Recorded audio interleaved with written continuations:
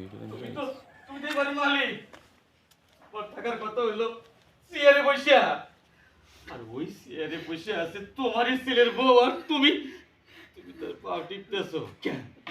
কেন? আমি কেন আমার পোলার বাবার পাও টিপতেছি? শুধু এক মুঠ ভাতের জন্য। 3 বেলা না হোক, অন্তত অন্তত এক বেলা তো ভাত দরকার বাজান।